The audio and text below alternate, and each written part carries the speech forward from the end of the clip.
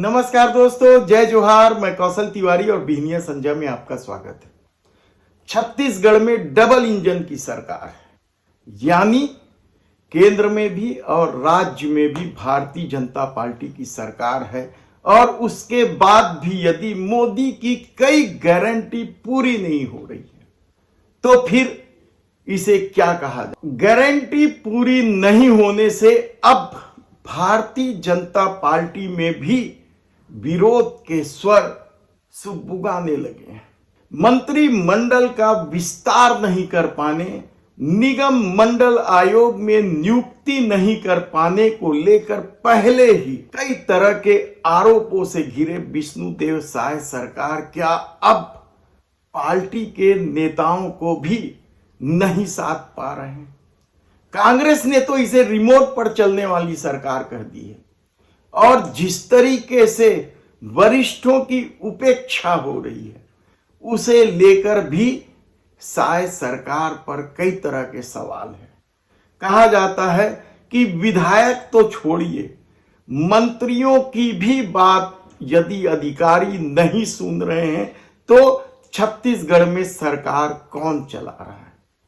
हालांकि कई super CM, खुद विष्णुदेव साय की धर्म पत्नी कौशल्या देवी भी अपने को सुपर सीएम कहने से परहेज नहीं करती, तो इसके अलावा संगठन का भी अपना दबदबा है।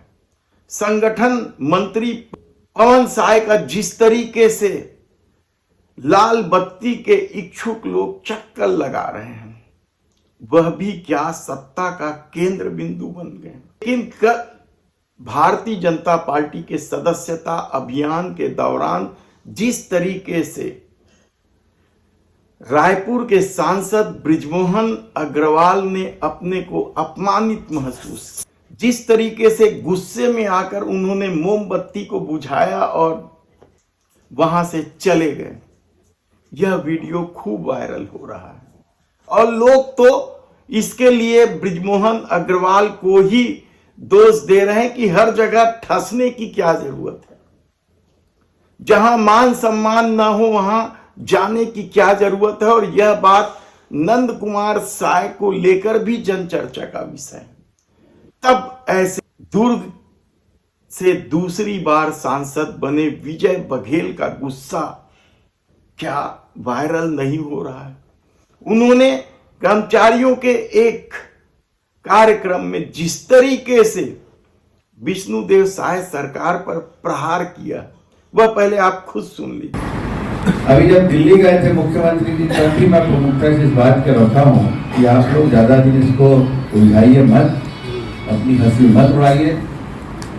अब अगर कर्मचारी आंदोलन में होंगे, उस आंदोलन में मैं खुश रहूँगा। घोषणा पत्र का एक जिम्मेदार संयोजक आपने बनाया था और मोदी जी की गारंटी के रूप में हमने इसको किया है, तो मोदी गारंटी झूठी ना हो, उस पर विश्वास बना रहे कर्मचारी अधिकारियों का। इसलिए इसको तत्काल आप निर्णय लीजिए, नहीं तो अब धीरे धीरे आग सुलग रही है। कब विस्फोट स्थिति आ जाएगी मैं नहीं जानता, और उसमें मैं भी शामिल होगा, ये मैं बोल चुका हूँ। यानी आप सोचिए कि विजय बघेल किस तरीके से नाराज है और अपनी टिकट या अपनी कुर्सी तक को दांव में लगाने को तैयार है। होती तभी मिलता है, नहीं तो टिकट तो बहुत लोग को मिलता है, हर कोई जीत जाए। तो ये मैं उसकी चिंता नहीं करता, टिकट मिले नहीं मिले, वो जिसकी किस्मत में होगा मिलेगा, मेरी किस्मत में रहेगा मिलेगा। लेकिन छत्तीसगढ़ में किस तरीके से सत्ता चल रही है, यह सिर्फ एक वानगी है। अपराध बेलगाम हो चुके हैं, लगातार अपराध की घटनाएं घट रही है, लोग देख रहे हैं। लेकिन गृह मंत्री आंकड़ेबाजी में लगे हैं। वे कहते हैं कि अपराध में कमी आई। विष्णुदेव साय दावा करते घूम रहे हैं कि डबल इंजन की सरकार होने की वजह से बस्तर में विकास का नया युग शुरू हो गया है। चूंकि डबल इंजन की भी सरकार है, उसका भी लाभ मिल रहा है। और हमारे देश के यशस्वी गृह मंत्री आदरणीय अमित शाह जी 8 महीने में 2 बार आकर हम लोगों का, हमारे प्रदेश के जो जवान हैं, जो सैनिक बल है, उनका हौसला अफजाई किए हैं और बहुत मजबूती के साथ हम लोग नक्सलवाद के साथ लड़ रहे हैं।